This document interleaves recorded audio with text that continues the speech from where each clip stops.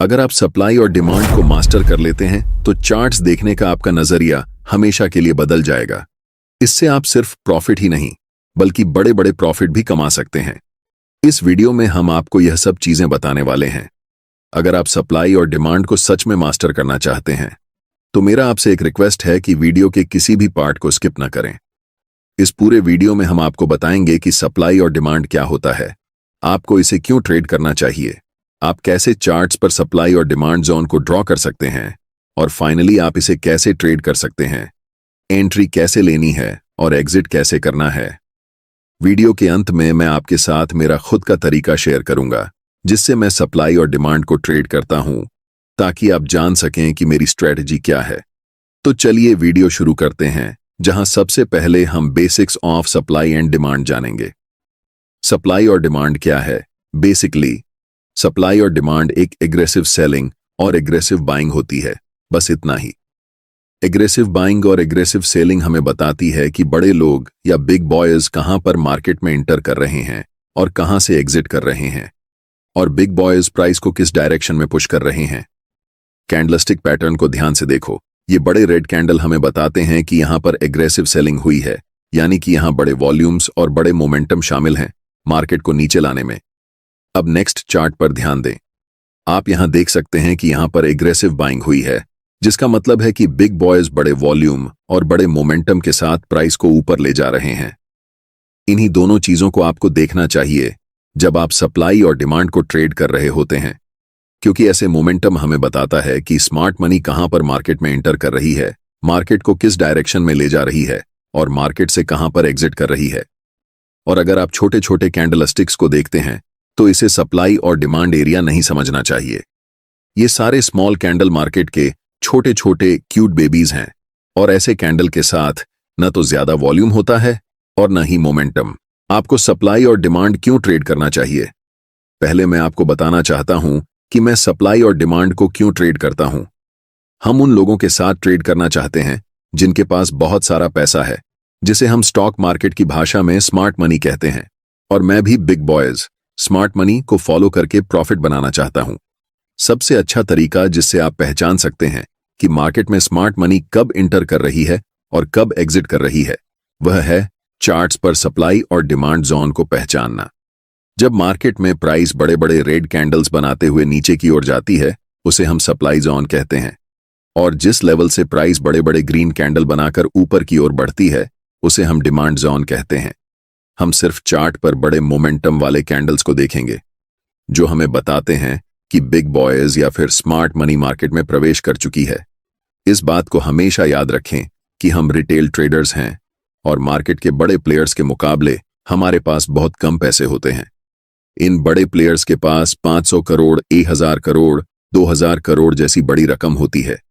Charts को ध्यान से देखो। ऐसे मोमेंटम को देखने के बाद आपको पता चल जाता है कि बड़े प्लेयर्स, जिन्हें हम स्मार्ट मनी कहते हैं, इस लेवल पर मार्केट में प्रवेश कर रहे हैं। तो मेरा आपसे सवाल है, क्या आप ऐसी जगह पर खरीदना चाहोगे? अगर आपका जवाब नहीं है तो आप मार्केट में हमेशा के लिए लूजर ही रह जाओगे। लेकिन मुझे पता है कि आप सबका जवाब हां होगा, क्योंकि आप मार्केट में प्रॉफिट बनाने आए हैं और यहां तो आपके सामने मुफ्त पैसे पड़े हुए हैं। आप जानते हैं कि स्मार्ट मनी के पास बड़े पैसे हैं, बड़ी पावर है और उनके पास मार्केट को मूव करने की ताकत है। सबसे बड़ी गलती जो रिटेल ट्रेडर्स कर सकते हैं वह है ऐसे स्मार्ट मनी के खिलाफ ट्रेड करना जो आपसे अनलिमिटेड टाइम बड़ा है। अब आपको पता है कि सप्लाई और डिमांड को क्यों ट्रेड करना है। अब हम जानेंगे सप्लाई और डिमांड जोन को चार्ट्स पर कैसे ड्रा करते हैं। एक पहला तरीका यह है कि ट्रेड में आपको तभी एंट्री लेनी है जब आपको कम से कम 3 मोमेंटम कैंडल्स दिखें। हो सकता है कि एक मोमेंटम में 4-5 बड़े कैंडल्स हों, लेकिन कम से कम 3 तो होना ही चाहिए, तभी हम ट्रेड में एंट्री ले सकते हैं। जैसे कि इन 3 मोमेंटम कैंडल्स को देखो। ध्यान रखना कि ऐसे छोटे कैंडल्स को सप्लाई और डिमांड मत समझना। इस एग्जाम्पल में हम इन 3 ग्रीन मोमेंटम कैंडल्स का इस्तेमाल करेंगे। दूसरा चीज आपको यह करना है कि ऐसे एरिया ढूंढना है जहां से मोमेंटम शुरू हुआ है, और उन तीनों कैंडल्स के जस्ट प्रीवियस वाले कैंडल पर हम एक रेक्टेंगल बॉक्स ड्रॉ करेंगे। ध्यान देना कि वह बॉक्स कैंडल की हाई और लो को पूरी तरह कवर कर रहा हो। अब जो आपको चार्ट्स पर यह रेक्टेंगल एरिया दिख रहा है, ये पूरा एरिया एक डिमांड जोन है, और अगली बार जब भी प्राइस इस जोन में आएगा तब यहां से आपको बाय ट्रेड में एंट्री करनी है। क्योंकि यहां पर ऐसा हो चुका है, तो ध्यान देने वाली बात यह है कि प्राइस इस जोन तक आया और उसके बाद बड़े ग्रीन कैंडल्स बनाते हुए शूट अप कर गया। सोचिए, अगर आप ऐसी जगह पर मार्केट में ट्रेड एंट्री करते हैं तो आप बहुत ज्यादा पैसा बनाने वाले हैं। चलिए अब एक और एग्जाम्पल देखते हैं। इन 3 बड़े रेड कैंडल्स पर ध्यान दें। यहां पर हमें इन कैंडल्स को सिलेक्ट करना है और इन 3 कैंडल्स के प्रीवियस कैंडल की हाई और लो को टच करते हुए राइट साइड की तरफ खींचते हुए एक रेक्टेंगल बनाना है। यह रेक्टेंगल एरिया एक स्ट्रॉन्ग सप्लाई जोन है, इसलिए हमें वेट करना है कि प्राइस दोबारा इस सप्लाई एरिया में आए। और जैसे ही प्राइस सप्लाई जोन के पास आती है, मैं चाहता हूं कि आप ध्यान से देखें कि क्या होता है। प्राइस इस जोन में आने के बाद थोड़ा कंसोलिडेट होती है और फिर एक स्ट्रॉन्ग रेड कैंडल बनाते हुए नीचे चली जाती है। यहां पर प्राइस लिटरली इस सप्लाई जोन के पास आने के बाद कोलैप्स कर जाती है। इससे आप सीखते हैं कि सप्लाई और डिमांड जोन को चार्ट्स पर कैसे पहचानते हैं। अब हम जानते हैं एक और मेथड, जिसे हम कंसोलिडेशन मेथड कहते हैं। इस चार्ट पर नजर डालें। यहां पर प्राइस एक टाइट रेंज में ऊपर नीचे हो रही है, जिसे हम कंसोलिडेशन जोन कहते हैं। अब हम एक रेक्टेंगल टूल लेंगे और इस पूरे कंसोलिडेशन जोन को कवर करते हुए राइट साइड की तरफ रेक्टेंगल को ड्रॉ करेंगे।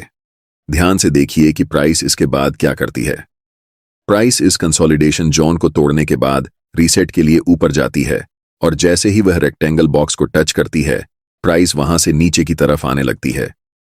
तीसरा मेथड है आपको ऐसे एरिया को खोजना जहां पर मैक्सिमम नंबर में कैंडल्स की लंबी विक्स हों।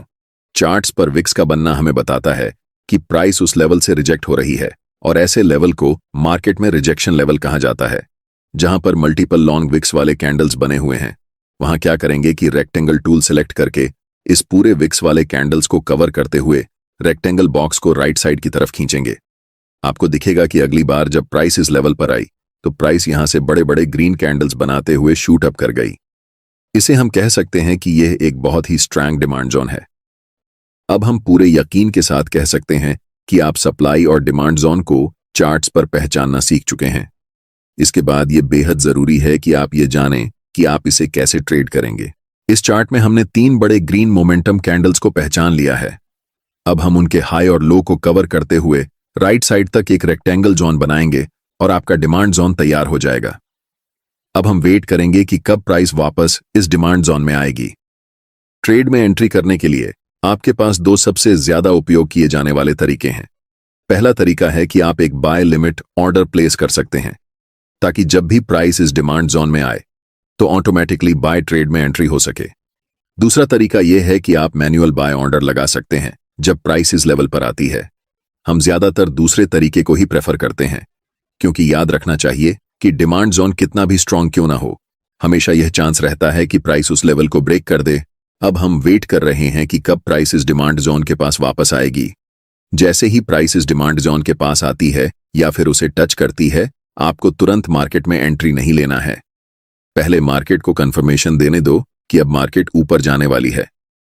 आप देख सकते हैं कि यहां पर एक 2G कैंडलस्टिक पैटर्न बना है और ये लंबी विक्स हमें बताती है कि प्राइस यहां से रिजेक्शन ले रही है। लेकिन हम अभी भी कंफर्म नहीं हुए हैं कि प्राइस ऊपर ही जाने वाली है, इसीलिए हमें और इंतजार करना पड़ेगा। जस्ट नेक्स्ट कैंडल एक बड़ी बुलिश कैंडल फॉर्म होती है और हम यहां पर कंफर्म हो जाते हैं कि मार्केट अब यहां से ऊपर जाने वाली है, क्योंकि ये बुलिश इंगल्फिंग कैंडल हमें बताती है कि मार्केट में स्मार्ट मनी बाइंग पोजीशन बना रही है।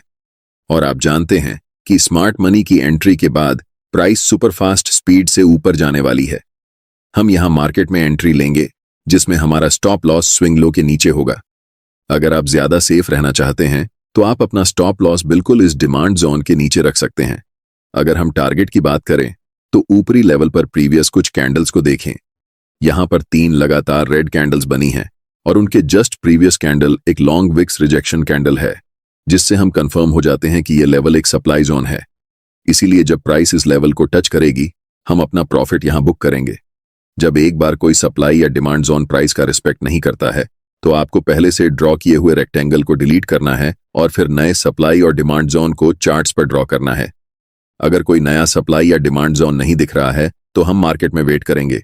जब प्राइस इस लेवल से 3 बड़े ग्रीन कैंडल्स बनाती है तो हमें पता चलता है कि यह एक नया डिमांड जोन है। इन 3 ग्रीन कैंडल्स के जस्ट प्रीवियस कैंडल को कवर करके हम एक रेक्टेंगल बॉक्स राइट साइड की तरफ खींचेंगे। अब हम इंतजार करेंगे कि प्राइस कब इस डिमांड जोन के पास आएगी ताकि हम ट्रेड में एंट्री कर सकें। इस एरिया में हमें दिख रहा है कि कैंडल्स के पास बड़े बड़े विक्स हैं, इसलिए हम यहां एक सप्लाई जोन ड्रॉ कर सकते हैं। जब प्राइस इस डिमांड जोन के पास आती है तो स्ट्रॉन्ग रेड कैंडल बनाते हुए इस लेवल को थोड़ा सा ब्रेक कर देती है। ऐसी सिचुएशन में रिटेल ट्रेडर्स अक्सर इसे एक ब्रेकडाउन के रूप में देखते हैं और सेल पोजीशन में एंट्री कर लेते हैं। लेकिन नेक्स्ट कैंडल एक बुलिश कैंडल बनती है जो कंफर्म करती है कि अब प्राइस यहां से ऊपर जाने वाली है। इस सिचुएशन में हम बाय पोजीशन में एंट्री करेंगे और नेक्स्ट सप्लाई जोन तक अपना टारगेट रखेंगे। हमारा stop loss last swing low के नीचे होगा। इसके बाद प्राइस बुलिश कैंडल्स बनाते हुए ऊपर की तरफ बढ़ जाती है और हमारा टारगेट हिट हो जाता है। अगर आप अभी तक मेरे वीडियो को देख रहे हैं तो अब मैं आपके साथ अपनी सीक्रेट ट्रेडिंग स्ट्रैटेजी शेयर करने वाला हूं, जिसमें मैं बताऊंगा कि सप्लाई और डिमांड को यूज करके मैं खुद कैसे ट्रेड करता हूं। ट्रेड करते समय मैं सिर्फ एक कंफर्मेशन पर ध्यान नहीं देता, बल्कि मल्टीपल कंफर्मेशंस को देखता हूं, तभी ट्रेड में एंट्री लेता हूं। एक्सटर्नल कंफर्मेशन के लिए मैं अक्सर फिबोनाची रिट्रेसमेंट टूल का उपयोग करता हूं, और ऐसा मैं तभी करता हूं जब प्राइस अपर ट्रेंड या डाउनर ट्रेंड में होती है। फिबोनाची टूल को कभी भी साइडवेज मार्केट में यूज नहीं करना चाहिए, और यहां एक अप ट्रेंड है, इसलिए हम फिबोनाची टूल को ड्रॉ करेंगे। फिबोनाची टूल में रिट्रेसमेंट को ट्रेड करने के लिए 0.5 और 0.61 लेवल सबसे अच्छे होते हैं। इसलिए जब प्राइस इन दोनों लेवल्स के बीच आती है और एक बुलिश कैंडल बनती है तो हम कंफर्म हो जाते हैं कि प्राइस अब यहां से ऊपर ही जाने वाली है। मल्टीपल कंफर्मेशंस के बाद हम बाय पोजीशन में एंट्री लेते हैं, जिससे मेरे ट्रेड्स का विन रेट एवरेज ट्रेड से ज्यादा रहता है। अगर आपको यह वीडियो पसंद आया है तो वीडियो को लाइक करें और चैनल को सब्सक्राइब जरूर करें ताकि आप फ्री में प्राइस एक्शन सीख सकें। वीडियो को अंत तक देखने के लिए आप सभी का धन्यवाद।